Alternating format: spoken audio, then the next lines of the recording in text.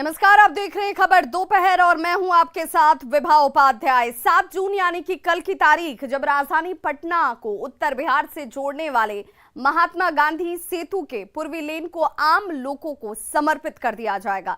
जी हां, केंद्रीय मंत्री नितिन गडकरी और बिहार के मुख्यमंत्री नीतीश कुमार कल इस पूर्वी लेन का लोकार्पण करने वाले हैं। पूर्वी लेन पर गाड़ियों का आना जाना शुरू होने से गांधी सेतु पर जाम की समस्या से आम लोगों को निजात मिल जाएगी। पूर्वी लेन के चालू होने के बाद लोगों को क्या फायदा होगा, कितनी सहूलियत लोगों को हासिल होने जा रही है कल के बाद, जायजा लिया न्यूज़ 18 संवाददाता संजय कुमार ने। इस वक्त हम महात्मा गांधी सेतु के पूर्वी लेन पर खड़े हैं और पूर्वी लेन कल आम जनता को समर्पित हो जाएगा। केंद्रीय मंत्री नितिन गडकरी और बिहार के मुख्यमंत्री नीतीश कुमार इसे कल आम लोगों को समर्पित कर देंगे और इसके बाद जाम की समस्या से मुक्ति मिल जाएगी। फिलहाल जो पश्चिमी लेन है इसी पर दोनों तरफ से गाड़ियों के आवागमन की सुविधा यहाँ पर दी गई है और एक ही लेन पर गाड़ियाँ चलने की वजह से जाम की समस्या जो है वह लगातार बनी रहती है। और देखिए तस्वीरों में इधर से गाड़ियाँ पटना की तरफ से जा रही हैं और हाजीपुर से जो गाड़ियाँ हैं वो आती हैं, तो ऐसे में जो इंड छोर है वहाँ पर जो हाजीपुर से गाड़ी आ रही है उसको रुकना पड़ता है। तो ऐसे में जाम की समस्या जो है वह परेशानी का सबब बनी हुई है। ये पटना की तरफ से गाड़ियां जा रही हैं और हाजीपुर से अभी कोई गाड़ी नहीं आ रही है। अब वहाँ जो पुलिसकर्मी हैं वो हाजीपुर के तरफ से जो गाड़ियां आ रही हैं उनके लिए रास्ता क्लियर करवा रहे हैं। और फिलहाल अभी जो ये पश्चिमी लेन है इस पर दोनों तरफ से गाड़ियों का आवागमन हो रहा है। कल से इस लेन का जो बोझ है वो कम हो जाएगा, यानी केवल पूर्वी लेन पर गाड़ियों का आना जाना होगा। पूर्वी लेन आम लोगों के लिए समर्पित कर दिया जाएगा और तब सबसे बड़ी बात जाम की समस्या जो है उससे लोग मुक्ति पा लेंगे और ये जो गाड़ियों के दोनों तरफ से आने जाने का सिलसिला है वो रुक जाएगा। लंबे समय से लोगों ने परेशानियां झेली है, चूँकि पूर्वी लेन के निर्माण में समय लगा है। लंबे अरसे के बाद पूर्वी लेन को आम लोगों के लिए समर्पित किया जा रहा है और शाहपुर ठीक हमारे बगल में सभा स्थल है। अगर कैमरा पर्सन अजय दुबे दिखा पाएँ तो ये सभा स्थल है जहाँ पर भव्य कार्यक्रम का आयोजन किया जाएगा और केंद्रीय मंत्री के अलावा बिहार के मुख्यमंत्री, पथ निर्माण मंत्री, कई मंत्री और विधायक, अधिकारी सभी लोग इस सभा स्थल पर पहुंचेंगे और उसके बाद जनता को समर्पित किया जाएगा। तो निश्चित तौर पर महात्मा गांधी के लंबे इतिहास में एक और अध्याय जुड़ने जा रहा है। और इस बार जो पुल का स्ट्रक्चर खड़ा किया गया है, आप जो ये पुल इस बार देख रहे हैं गांधी सेतु का, पूरा स्टील का स्ट्रक्चर दिया गया है। स्टील के मदद से इसको बनाया गया है और कोशिश यह की गई है कि 100 वर्षों तक यह जो पुल है वह लोगों को अपनी सुविधा देगा, यानी इसको मॉडिफाई किया गया, आधुनिक और भव्य रूप देने की कोशिश की गई है। और निश्चित तौर पर एक बड़ी पहल भारत और बिहार सरकार की, और उम्मीद की जानी चाहिए कि जब कल से पूर्वी लेन भी चालू हो जाएगा, गांधी सेतु उत्तर बिहार से राजधानी पटना को जोड़ने का एक सुगम और अच्छा साधन बन जाएगा। कैमरा पर्सन अजय दुबे के साथ संजय कुमार, न्यूज़ 18, हाजीपुर, वैशाली।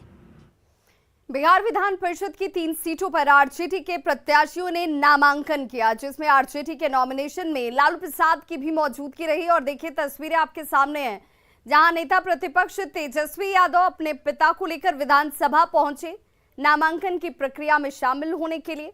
आरजेडी के तीनों प्रत्याशियों ने नामांकन के बाद विक्ट्री साइन दिखाकर जीत का दावा किया। वहीं लालू प्रसाद भी काफी उत्साहित नजर आए।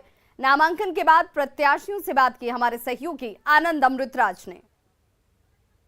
सोचा था कि विधानसभा परिसर में पहुंचे? नहीं सोचे थे।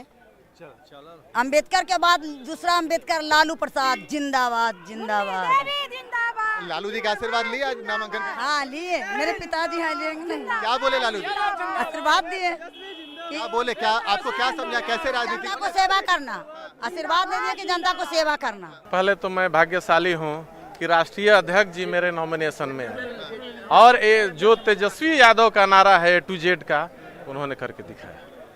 कभी आपने सोचा था कि ये मौका भी मिलेगा? नहीं, हमने तो कभी नहीं सोचा था। हम लोग कार्य करते थे, झंडा ढोते थे, लेकिन लालू जी को भी हमको विश्वास था कि एक दिन कुछ न कुछ मिलेगा। मैंने कभी नहीं सोचा था, मैं सोचा ही नहीं था कि मुझे यहाँ आने का कभी मौका मिलेगा। मेरे ज़बान में वो अल्फाज नहीं है जिस अल्फाज से मैं शुक्रिया अदा कर सकूं। सबसे पहले अल्लाह पाक का शुक्रिया अदा करता हूं जिन्होंने पैदा किया और मुझे इतनी सलाहियत दी। और गोड्डा में एक कार्यक्रम के दौरान विधायक इरफान अंसारी निशिकांत दुबे पर जमकर बरस पड़े। उन्होंने कहा कि निशिकांत ना आदिवासियों के हुए और ना ही दलितों के। यही नहीं, उन्होंने बीजेपी पर ईडी का गलत इस्तेमाल करने का भी आरोप लगाया।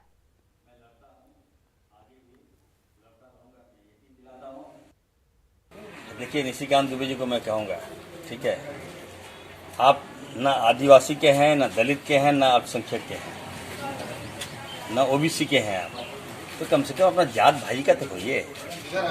आप ब्राह्मण वो भी है तो ब्राह्मण का तो होइए कम से कम। कहाँ ऐसा उल्टा पुल्टा लिख रहे हैं। गया के तकिया में दो पक्षों के बीच रोड़ेबाजी की तस्वीर सामने आई है और इस पत्थरबाजी में दोनों तरफ से कई लोग घायल हुए हैं। वहीं पुलिस ने मौके पर पहुंचकर इस मामले को शांत कराया। बताया जा रहा है कि सीढ़ी पर बाइक चढ़ाने के विवाद में बहस की शुरुआत होती है और मामला धीरे धीरे बढ़ता चला गया। तस्वीरें एक्सक्लूसिव आपके टीवी स्क्रीन पर, जहां पर बाइक सीढ़ी पर चढ़ाने को लेकर के विवाद की शुरुआत होती है, लेकिन कैसे ये हिंसक हो जाती है, लोग एक दूसरे के खून के प्यासे हो जाते हैं।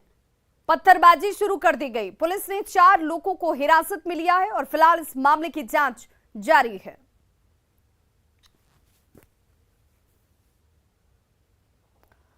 खबर झारखंड के कोडरमा से, जहां दूधी माटी में केमिकल लदा टैंकर पलट गया।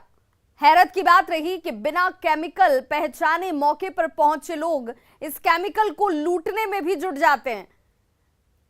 अक्सर हादसों के बाद इस तरह की तस्वीरें नजर आ रही हैं, लेकिन ये तस्वीरें कितनी भयावह हो सकती हैं, ये लूट करने वाले इन लोगों को समझने की भी जरूरत है। ये केमिकल लदा हुआ टैंकर पलटा और लोग इसे लूटने के लिए भी गैलन लेकर, कोई बाल्टी लेकर, जिसके हाथ जो लग रहा है वही लेकर यहां पर पहुंच गया। ड्रम में भर भर कर केमिकल ले जाते हुए लोगों की तस्वीर आप इस वक्त देख रहे हैं, जिसकी वजह से रांची पटना मुख्य मार्ग पर जाम की स्थिति बन गई। घटना की सूचना के बाद कोडरमा थाना पुलिस मौके पर पहुंचती है और क्रेन की मदद से इस ट्रक को सड़क से किनारे हटाया जाता है और तब जाकर जाम कहीं हट पाया। इसके बाद आना जाना अब सामान्य इस मार्ग पर हुआ है। और अब आपको कोडरमा से ही एक और खबर दिखाते हैं, जहां कल एक टैंकर लॉरी बेकाबू होकर पलट गया। टैंकर में तेल भरा हुआ था, जिसे लूटने के लिए ग्रामीणों की भीड़ जुट रही थी। सैकड़ों लोग टैंकर से तेल लूटने के लिए दौड़ पड़े। कोई बाल्टी लेकर पहुंचा तो कोई हांडी लेकर पहुंच गया। जरा इन तस्वीरों को देखिए, क्या महिलाएं, क्या बच्चे और क्या पुरुष और क्या बुजुर्ग भी, क्योंकि हर उम्र के लोग आपको यहां तस्वीरों में दिख जाएंगे। लेकिन ये सब हादसे को आमंत्रण देने जैसा है। यहां टैंकर जो पलटा हुआ उसमें केमिकल लदा था। इसी केमिकल को लूटने के लिए लोग यहां पर पहुंच गए। अक्सर जब इस तरह के हादसे होते होंगे तो आपने देखा होगा कि मदद के अभाव में लोगों की जान चली जाती है, कोई मदद नहीं करता। लेकिन जब सामान लोडेड ट्रक पलट जाए, कोई लॉरी पलट जाए जिस पर कुछ लदा हुआ था, उसे लूटने के लिए लोगों की भीड़ जरूर इकट्ठा होती है। लेकिन ये हादसे को आमंत्रण देने जैसा है। लोगों को सबक लेने की जरूरत है, समझने की जरूरत है।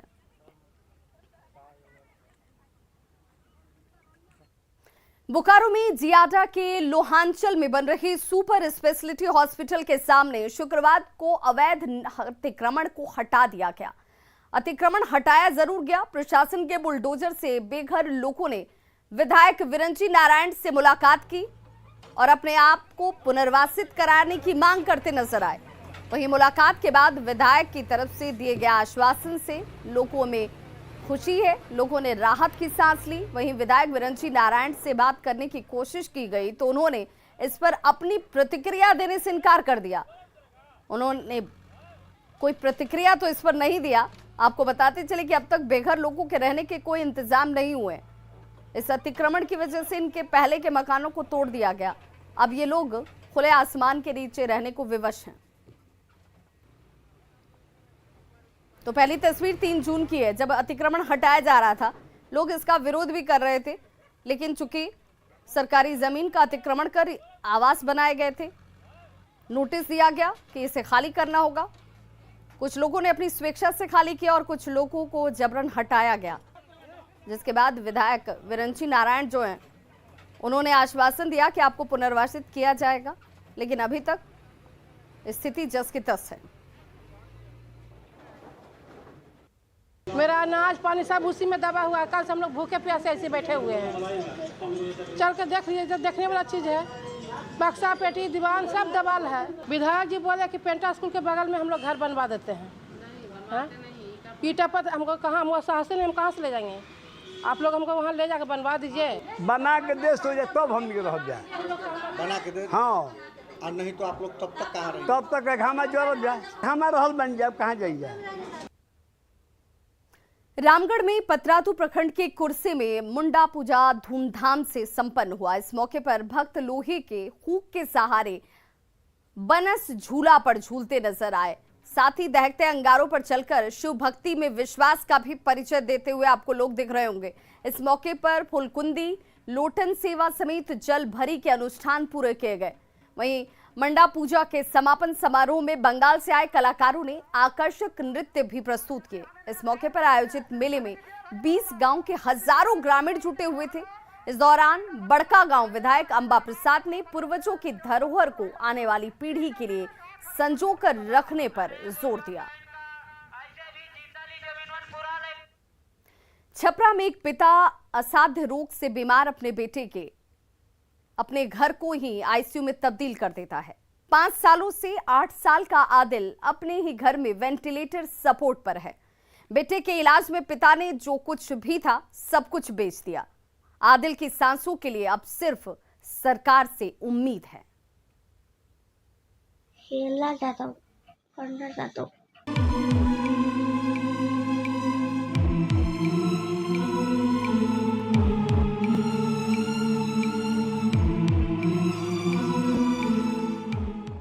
ये है 8 साल का आदिल। परवीन का इकलौता छोटा और प्यारा भाई आदिल। चेहरे पर जीवन जीने की चाहत, एक प्यारी सी मुस्कान मन में और पढ़ने की तमन्ना आम बच्चों की तरह। खेलने कूदने और दौड़ने की ललक, लेकिन आदिल के लिए ये सारी तमन्नाएं बस टीस बनकर रह जाती हैं। चाहकर भी वो अपनी मर्जी से चल नहीं सकता, हिल नहीं सकता, मगर सरकार से बड़ी उम्मीदों के साथ कुछ कह जरूर सकता है। बीमार हूँ, हॉस्पिटल में नहीं जा सकता। अपना मेरा सिर बड़ा। खेलना चाहता हूँ, पढ़ना चाहता हूँ।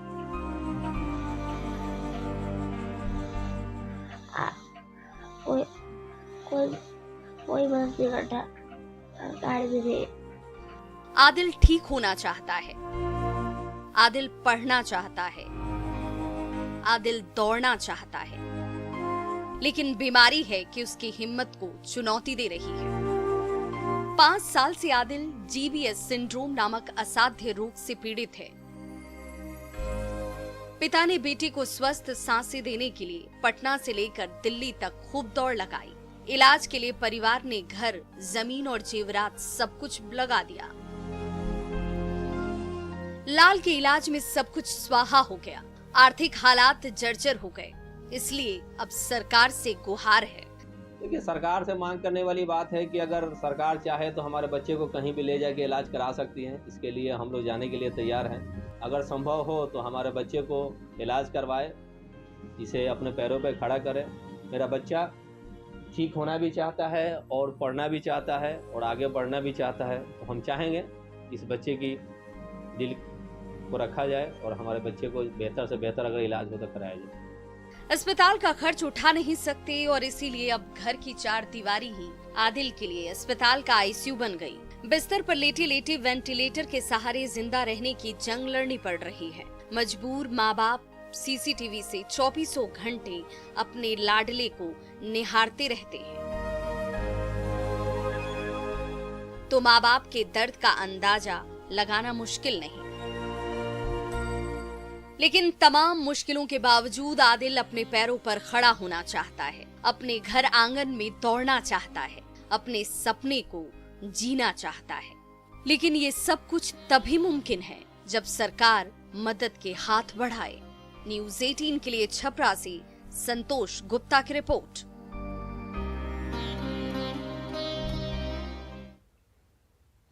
और चलिए आपको सीधे झारखंड के देवघर ले चलते हैं, जहां पर इस वक्त मुख्यमंत्री हेमंत सोरेन मौजूद हैं और बेरोजगारों को रोजगार दिलाने को लेकर योजना की शुरुआत, कैसे उन्हें रोजगार देकर मजबूत किया जा सके। देवघर के केकेएन स्टेडियम में कार्यक्रम का आयोजन है, जिसकी तस्वीरें आप सीधे इस वक्त देख पा रहे हैं और यहाँ पर तमाम मंत्रियों की मौजूदगी भी आपको नजर आ रही होगी। जिला चुनाव जनसंपर्क विभाग देवघर राज्य स्तरीय तौर पर सीएम की तरफ से मुख्यमंत्री हेमंत सोरेन की अध्यक्षता में इस कार्यक्रम का आयोजन किया गया है, जिसमें आपको इस वक्त मंत्री इरफान अंसारी आपको नजर आ रहे होंगे, हफीजुल हसन आपको तस्वीरों में दिख रहे होंगे, साथ ही साथ विधायक इरफान अंसारी की भी मौजूदगी यहाँ पर है। चंपई सोरेन आपको नजर आ रहे होंगे। मुख्यमंत्री हेमंत सोरेन तस्वीरों में आपके सामने इस वक्त सीधी तस्वीरें, जहाँ पर केकेएन स्टेडियम से ये आप सीधा कार्यक्रम देख रहे हैं और रोजगार कैसे दिया जाए युवाओं को, क्योंकि ये युवा ही झारखंड के लिए एक बेहतर भविष्य और आने वाले कल का निर्माण करेंगे। इन युवाओं को रोजगार से जोड़ने की दिशा में एक महत्वपूर्ण कार्यक्रम, जिस तरफ बेरोजगारों को रोजगार दिलाने के लिए योजना की शुरुआत मुख्यमंत्री के द्वारा की जानी है। और ये देखिए इस वक्त पौधा देकर मुख्यमंत्री हेमंत सोरेन को इस कार्यक्रम की शुरुआत भी और ये संदेश भी, चूंकि झारखंड की पहचान ही जल, जंगल और जमीन से, और ये इस वक्त बादल पत्रलेख को भी एक पौधा उपहार स्वरूप यहाँ दिया जाता हुआ एक सांकेतिक संदेश भी कि पर्यावरण संरक्षण जरूरी है, पर्यावरण की रक्षा, और उसी से हमारा चंपई सोरेन को इस वक्त पौधा दिया गया और उनका भी स्वागत किया गया। आपका स्वागत, अभिनंदन, पौधा प्रदान कर हम कर रहे हैं। तो स्वरोजगार का एक नया अध्याय लिखा जाएगा, जिस दिशा में झारखंड सरकार की तरफ से ये कोशिश की जा रही है। लोन के रूप में 77 करोड़ की राशि इस रूप में स्वीकृत की जाएगी, जिसमें मुख्यमंत्री रोजगार सृजन योजना लाभुकों को पहली और दूसरी किस्त का लाभ जो है वो बेरोजगारों को रोजगार के लिए सस्ते दर पर लोन के तौर पर। और ये प्रदीप यादव तस्वीरें आपके सामने और सभी तमाम गणमान्य और विशिष्ट मेहमानों को पौधा देकर उनका स्वागत किया जाता हुआ। इरफान अंसारी आपको तस्वीरों में दिख रहे होंगे, उन्हें भी पौधा देकर उपहार स्वरूप इस कार्यक्रम में उनका स्वागत किया जाता हुआ और करोड़ों की परिसंपत्ति का वितरण भी होगा। धन्यवाद सर। अब मैं नगर आयुक्त देवघर महोदय से निवेदन करती हूँ, हमारे बीच माननीय पूर्व विधानसभा अध्यक्ष श्री शशांक शेखर भोक्ता जी। तो मुख्यमंत्री रोजगार सृजन योजना से लोगों को फायदा कैसे होगा और कैसे इससे सिर्फ रोजगार का सृजन नहीं होगा, आत्मनिर्भर युवा और आत्मनिर्भर झारखंड। केकेएन स्टेडियम में एक महत्वपूर्ण कार्यक्रम का आयोजन। हरियाली खुशहाली के प्रतीक इस पौधे के साथ। तो सारठ की अगर बात करें तो 50,000 लीटर क्षमता में डेयरी प्लांट का उद्घाटन शामिल है। एयरपोर्ट अप्रोच रोड का उद्घाटन इसमें शामिल है। 5,000 लाभुकों को स्वीकृत किया गया है लोन के लिए, जिन्हें ये राशि दी जाएगी और लोन के रूप में 77 करोड़ की राशि स्वीकृत। धन्यवाद सर। अनुमंडल पदाधिकारी मधुपुर से निवेदन, आदरणीय सचिव महोदय कल्याण विभाग श्री कमल किशोर सोनसर का। तो रोजगार देने के लिए युवाओं को, वैसे तमाम लोगों को जिन्हें कि चिन्हित किया गया है, उन्हें सस्ते दर पर लोन देकर आत्मनिर्भर सशक्त बनाने की दिशा में महत्वपूर्ण कार्य किया जाता हुआ। हमारे बीच राहुल सिन्हा सर हैं, आदिवासी कल्याण आयुक्त महोदय। मैं अनुमंडल पदाधिकारी देवघर से निवेदन करता हूं, आपका स्वागत पौधे के साथ। तो जब बात झारखंड की होगी तो उसके हरियाली की भी होगी, उसके जल और जीवन की भी होगी, उसकी संस्कृति की होगी, और अब उसी जल जीवन और जमीन से जुड़े झारखंड के लोगों को उन्हें अपने पैरों पर खड़ा होकर अपने अस्तित्व के लिए, अपने भविष्य के लिए मजबूत आधार सृजित करने की दिशा में स्वरोजगार से जोड़ना एक नए अध्याय की शुरुआत के तौर पर आज का ये कार्यक्रम बेहद महत्वपूर्ण है। तो जिनके पास रोजगार नहीं है, उन्हें रोजगार कैसे मिले? रोजगार का मतलब सिर्फ सरकारी नौकरी से नहीं है, उन लोगों को खुद स्वरोजगार की शुरुआत करते हुए सिर्फ खुद के लिए नहीं बल्कि अपने उस रोजगार से दूसरे लोगों को जोड़कर उन्हें भी सशक्त बनाने के लिए ये योजना बेहद कारगर। आपका स्वागत पौधे के साथ करें। तो देखिए इस कार्यक्रम की इसकी तस्वीरें आप देख रहे हैं, वहां पर झारखंड की संस्कृति की झलक भी आपको नजर आएगी। कई स्टॉल्स यहाँ पर लगाए गए हैं। जब आप यहाँ इस कार्यक्रम में मौजूद होंगे और जब आप इसकी तस्वीरें भी देख रहे हैं तो आपको इस बात की अनुभूति भी होगी और इन तस्वीरों को देखकर ये समझ में भी आएगा कि झारखंड जो कि अपनी विरासत के लिए, अपनी संस्कृति के लिए, अपने आतिथ्य के लिए जाना जाता है, अपने जल जंगल और जमीन के लिए जाना जाता है, वो झारखंड अब कैसे युवाओं को भी मजबूत करने के लिए एक एक कदम आगे बढ़ाता हुआ। और हमारे सहयोगी ओम प्रकाश वहां पर सीधे मौजूद है हमारे साथ। और ओम प्रकाश, मैं आपसे जानना चाहूंगी, चूंकि मुख्यमंत्री की यहाँ पर मौजूदगी है, तमाम मंत्रीगण भी नजर आ रहे हैं, कार्यक्रम की शुरुआत विधिवत तरीके से भी हो चुकी है। अगर अब दीप प्रज्वलन का कार्यक्रम, जैसा कि तस्वीरों में आपके जरिए हम अपने दर्शकों तक पहुंचा भी रहे हैं, तो देखिए ये हमारी सभ्यता और संस्कृति भी है। किसी भी कार्य की शुरुआत, शुभ कार्य की शुरुआत जो है वो दीप प्रज्वलन के साथ ही होती है। और इस वक्त आप तस्वीरें देख रहे हैं जहां पर मुख्यमंत्री हेमंत सोरेन आपको नजर आ रहे होंगे और दीप प्रज्वलन का कार्य बस अब कुछ क्षणों में।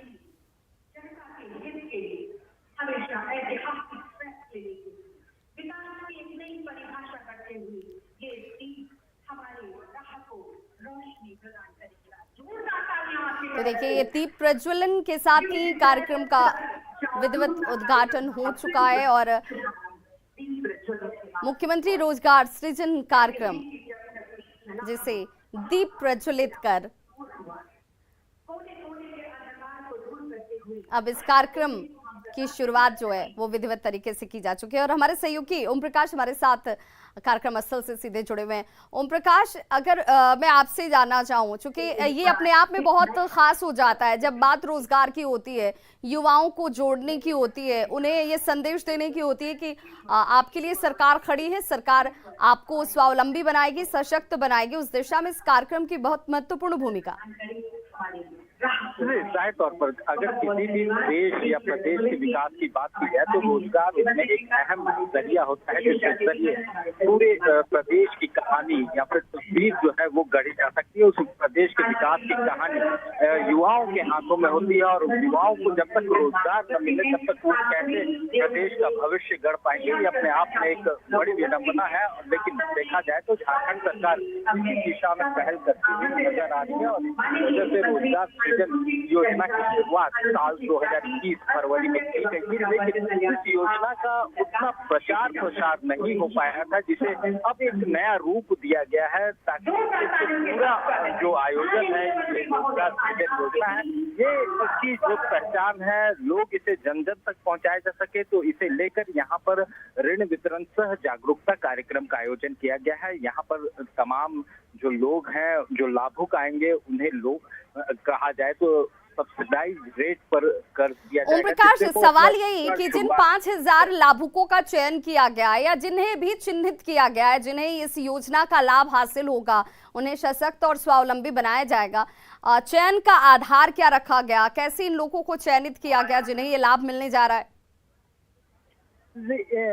इसके लिए तमाम जो प्रक्रियाएं हैं उसे पूरा किया गया, आवेदन मंगाए गए।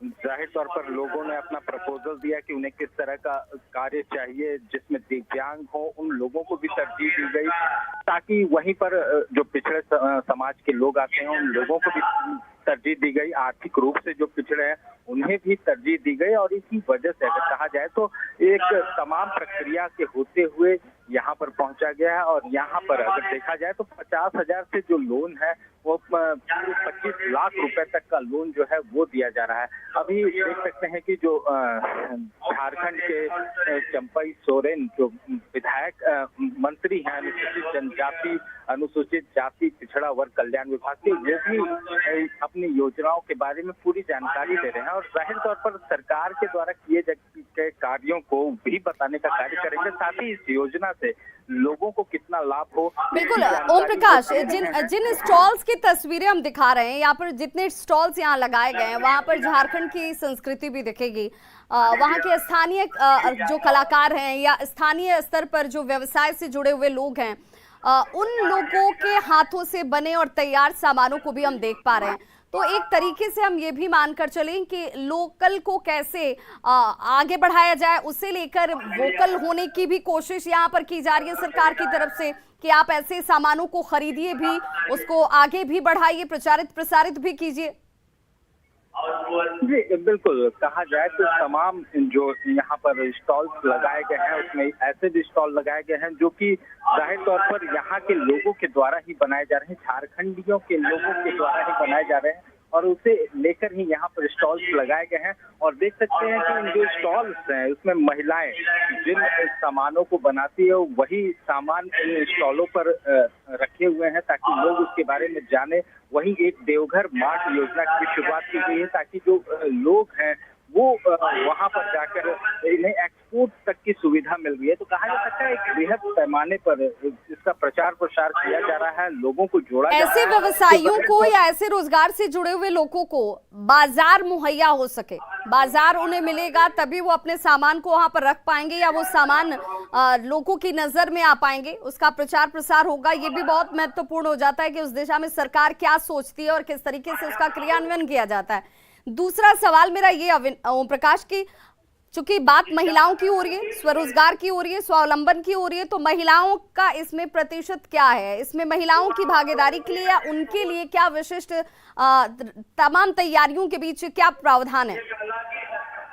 जी इसमें जो जितनी भी महिलाएं हैं, जो इच्छुक महिलाएं हैं, अपने समूहों के साथ इसमें जुड़ी हुई हैं और कहा जाए तो एक तरह से पूरे महिला समूह को इसमें सहभागिता दी गई है। वहीं पर जो पुरुष वर्ग भी है उनका भी समूह बना हुआ है। तो महिला पुरुष की कोई वैसी ये नहीं है, लेकिन कहा जाए तो जो लोग भी स्वावलंबन